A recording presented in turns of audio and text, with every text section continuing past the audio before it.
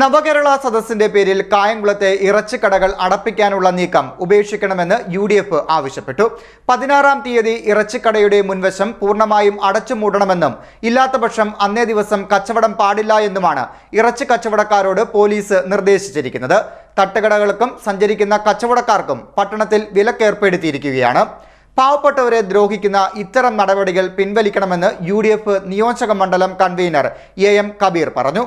നവകേരള സദസ്സിന്റെ പേരിൽ കായംകുളത്തെ ഇറച്ചിക്കടകൾ അടപ്പിക്കാനുള്ള നീക്കം ഉപേക്ഷിക്കണമെന്ന് UDF ആവശ്യപ്പെട്ടു.